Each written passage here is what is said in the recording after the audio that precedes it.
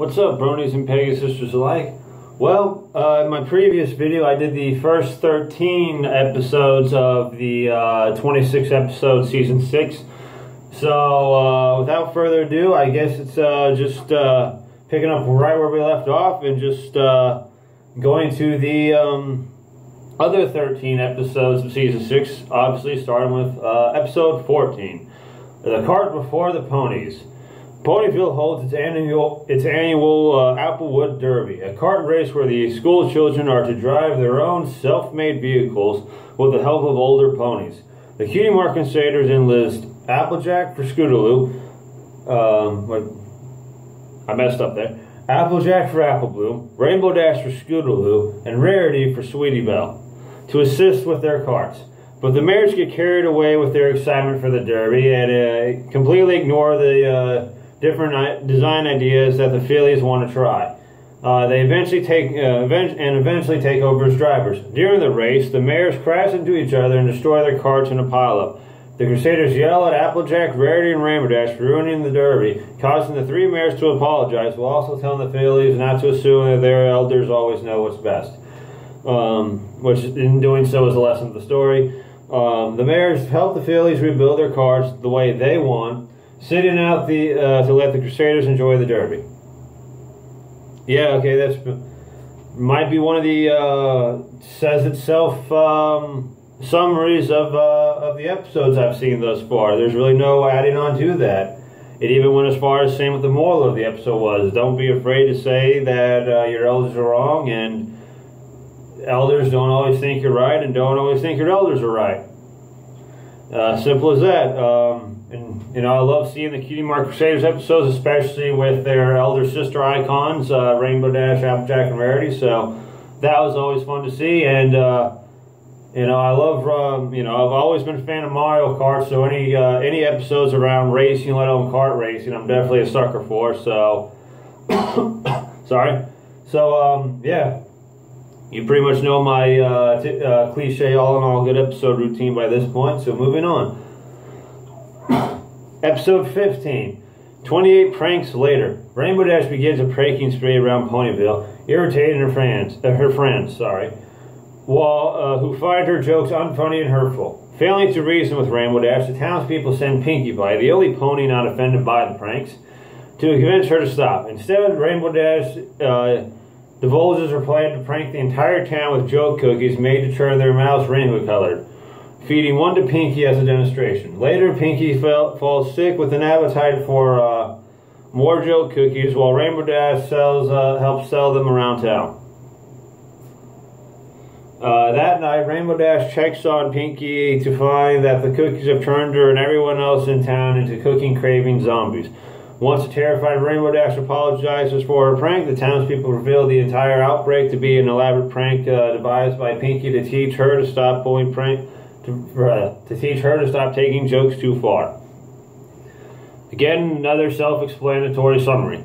Obviously, I'm gonna like this episode just because it's humorous, just because it's Rainbow Dash, and just because it adds a whole new twist on Pinkie Pie's tolerance for activities and just how.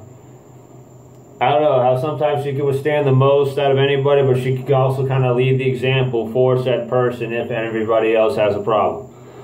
So, again, same thing as always. Good episode. Episode 16, The Times They Are a Changeling.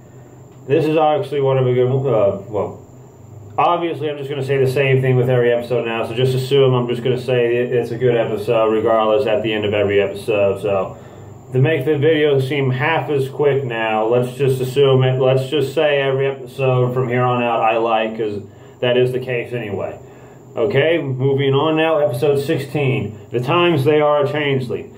During a visit to the Crystal Empire, Twilight, Starlight, and Spike find the city in a state of panic over a changeling sighting. After getting lost during the search effort, Spike is rescued by the changeling named Thorax from falling down the chasm. Realizing Thorax only wants to make friends despite facing prejudice from other ponies. So basically this episode is really more of a prejudice episode. It's kind of like a revamp, I guess in my opinion, of the Sakura episode all the way back in the earlier seasons. It just focuses on more of a common villain. So basically, it's a don't lash on to a stereotypes of a said person episode. I guess I lost myself there, but I guess it's really more of don't focus too heavily on stereotypes. If it gets in the way of how you think of a certain person, let that person speak for themselves, not the stereotype that they're under, or the culture that they're under, for that matter. Realizing that Thorax only wants to make friends despite facing prejudice from other ponies, Spike introduces a disguised Thorax to the city as a longtime friend named Crystal Hoof. When Spike shows Princess Fairyheart to him, however, the baby's love overwhelms Thorax, which causes him to drop his disguise. Spike struggles to stand up for Thorax as his friends chase the changeling away. Feeling guilty, Spike reunites with Thorax and defends him against the other ponies, professing that Thorax is his friend and he deserves another chance like everyone else. Basically feeling guilty that he didn't stand up for him the first time and wanted to make up for that. His impassioned plea touches the other ponies, and they welcome Thorax into their community. Again, just going back on that stereotypes episode feel. Definitely, well, again, cliche thing after that. Okay, episode 17, Dungeons and Discords. Discord becomes lonely when Fluttershy embarks on a trip to Yakistan with her friends. Feeling sorry for Discord, Spike and Macintosh invite him to their get-together to cheer him up while the others are away. To Discord's disappointment, their evening involves playing a tabletop role-playing game called Ogres and Obelites. Hopefully we get that name right. Obviously it's a twist on Dungeons and Dragons. He quickly grows bored and attempts to take over the evening with his own ideas of fun. When Spike and Big Mac remain mid in playing their game, Discord angrily teleports them into a dimension where the game's monsters and dangers are real. Fed up, the two eject Discord from the game, leaving him dejected once more, revealing that they only did this because they felt sorry for him, and then he's just being a big jerk, basically. The two quickly feel guilty, however, after snapping at him and allow him to stay once more, realizing that his take on the game, despite being a little more scary, was actually pretty interesting, and then they ask him if he can do it again, just a little more toned down for their interest. Seeing as how he made his version a little more entertaining than just playing a flat-out tabletop board game, or role-playing game, sorry. And in return, Discord apologizes, and they all embark on the fun to the point that the main six, after they return from Yakistan, decide to enjoy the fun as well.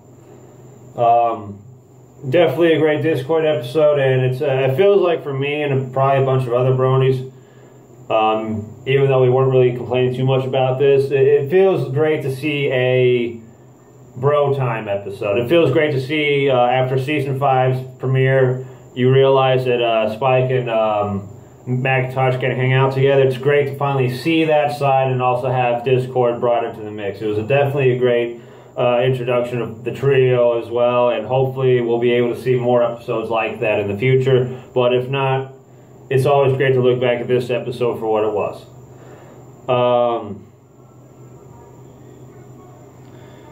Episode 18, Applebuck Season.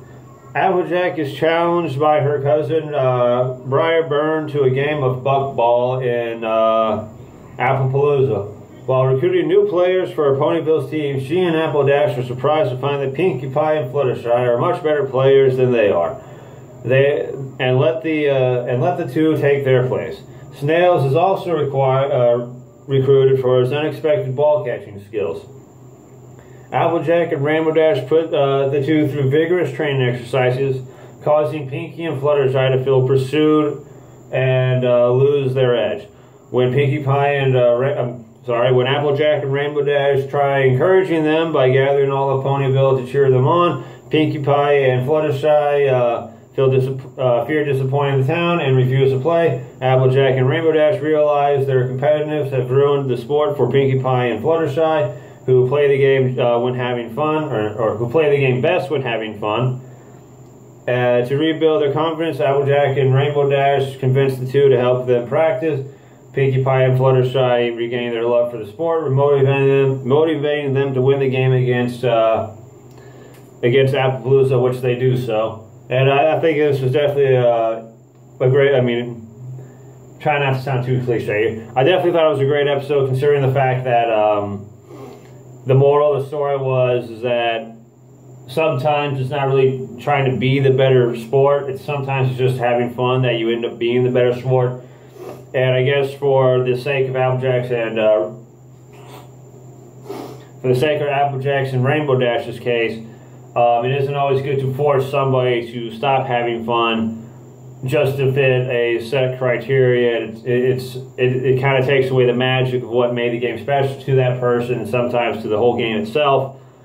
And it's just great to just sit back and let them enjoy it for themselves instead of enjoying it the way you want to.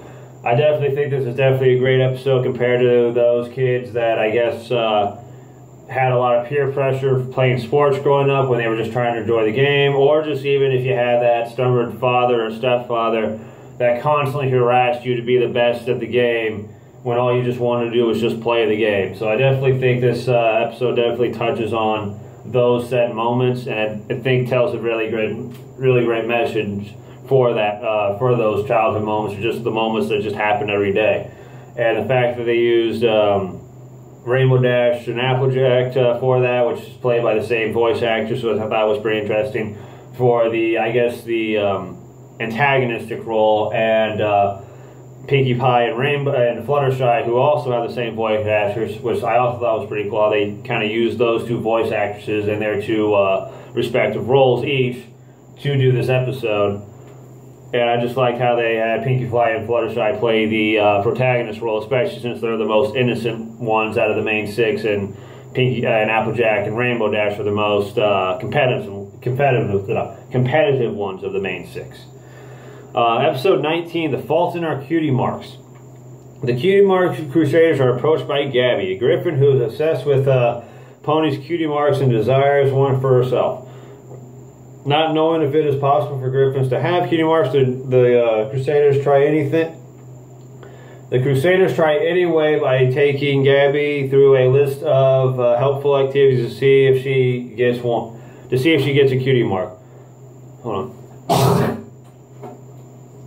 To see if she gets a cutie mark. Sorry, I feel like that had to happen in the video, otherwise I wouldn't be able to make it through the rest of it.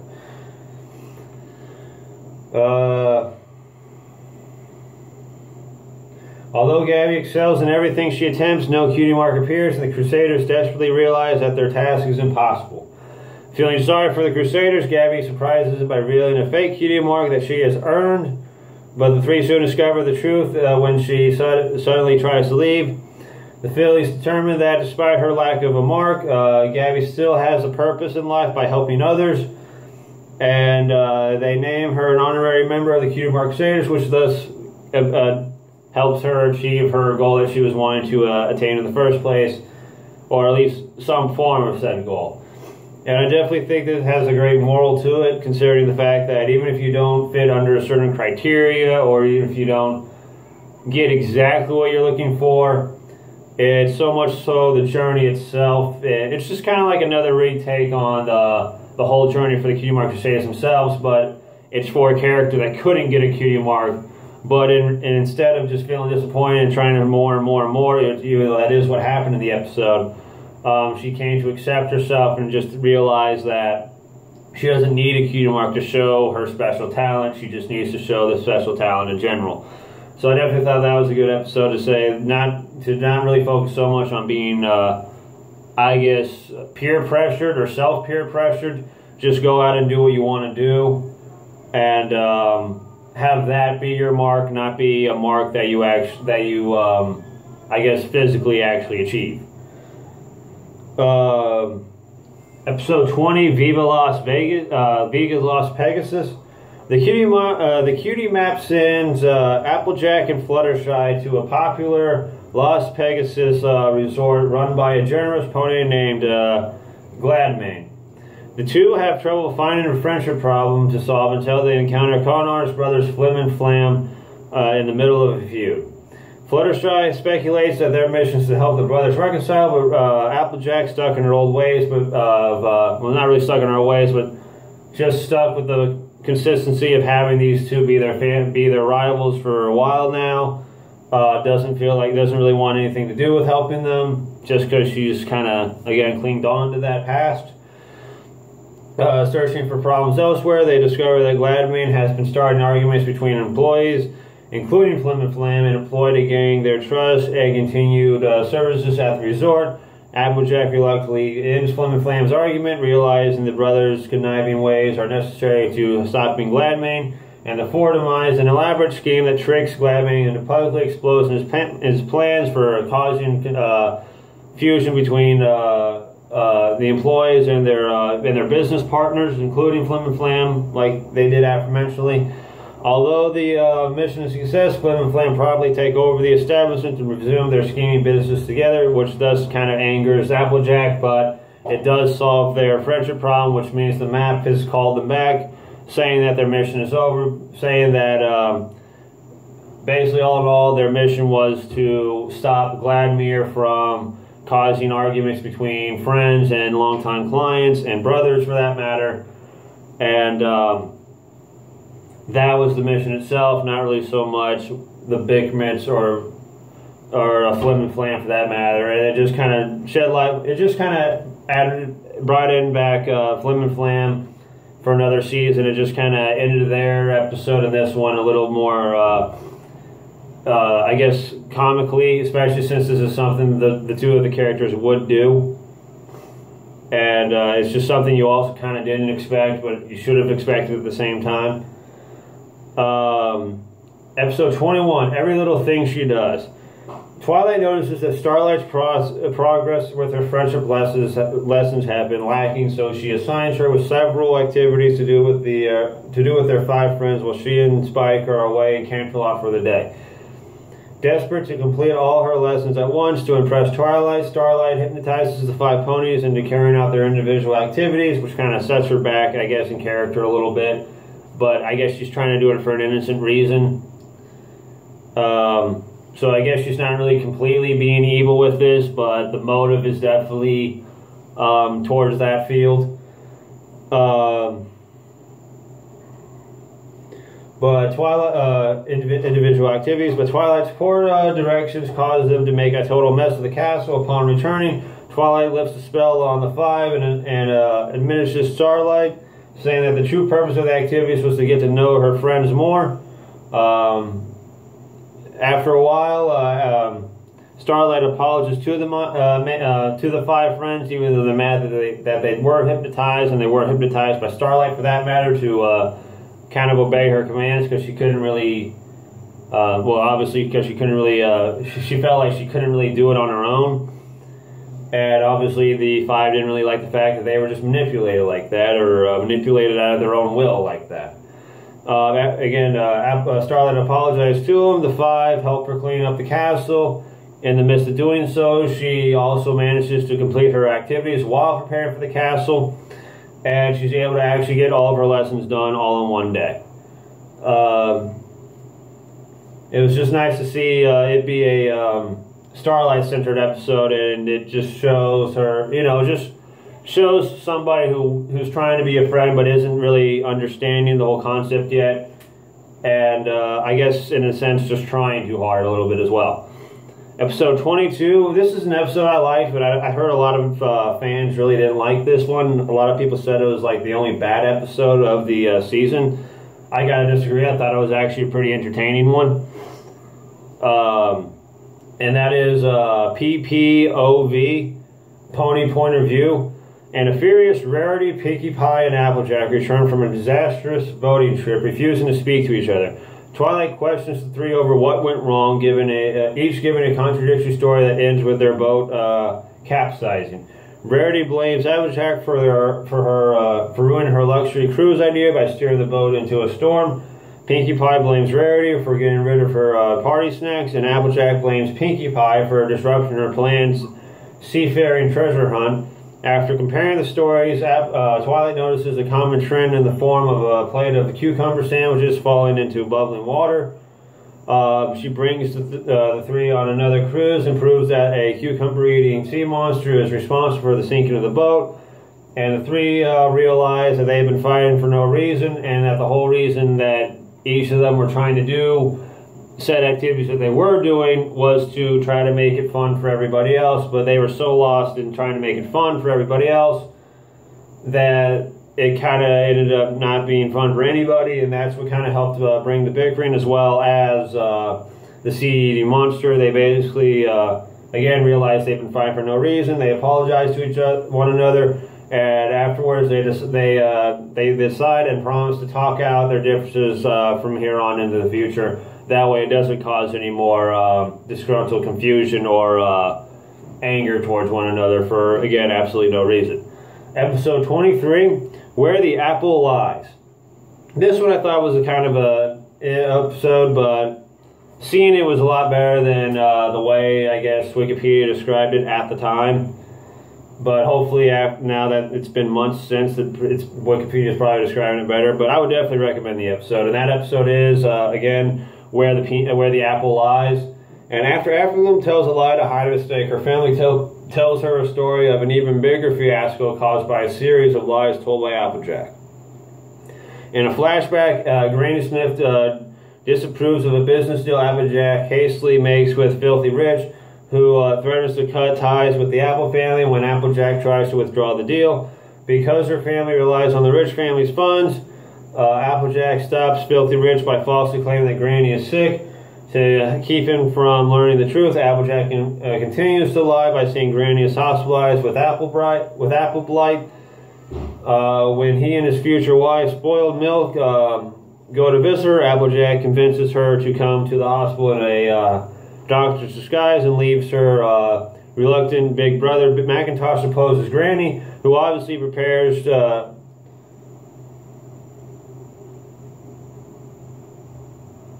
who obliviously prepares to perform a public surgery on him. This forces Applejack to tell the truth to everyone, resulting in her present value of honesty, and which is why she's basically kind of honest, which is why she's honest till this day.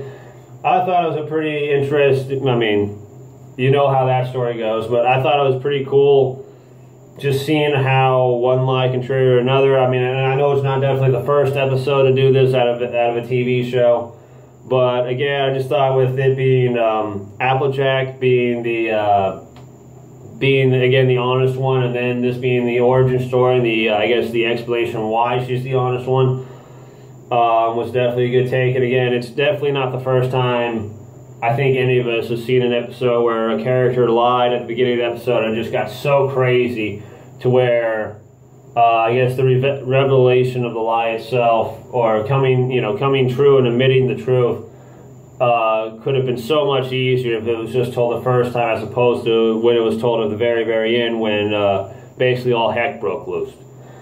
Episode 24. The map calls Rainbow Dash and Twilight Sparkle to the Wonderbolt Academy, even though Rainbow Dash was just there, to solve a friendship problem between two trainees, the talented Sky Stinger and his seemingly less skilled partner, Vapor Trail. While observing the two, Rainbow Dash and Twilight recognize that Vapor Trail, who dislikes being the center of attention, has been silently providing wind support for Sky Stinger, who fails to notice his own poor flight performance without her. Rainbow Dash and Twilight attempt to train the two separately while keeping Sky Stinger, I don't know why I can't say his name, Sky Stinger, from finding out Vapor Trail's actions to maintain his confidence. When he cockily refuses to cooperate, Vapor Trail blurts the truth to him, which ruins their friendship. Realizing they have approached the problem the wrong way, Rainbow Dash and Twilight persuade the two to help each other, successfully allowing them to pass the Academy entrance exam, thus making them both become trainees for the eventual, don't know why I can't talk right now, trainees for the eventual Wonderbolts.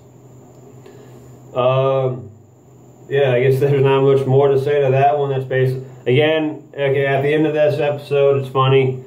are kind of funny. As soon as they make it back to Twilight's castle, as soon as the friendship problem is over and they're done and they can go back to the map, apparently somebody from Cloudsdale, from the Wonderbolts Academy, is flying to find Rainbow Dash, who is a member of the Wonderbolts at this point, and saying that there's another emergency. She feigns saying that she was just there, yet again for the third time now. She faints, which causes both the Wonderbolt, who came for the emergency, and Twilight to kind of just laugh at the thing before the screen goes black and the episode ends. So I just thought that was a pretty funny running gag, even though it only happened at the beginning, somewhat middle, and definitely at the end of the episode. Again, don't know why I can't talk. And finally, last but not least, the season 6 finale, episode 25 and 26, To Where and Back Again.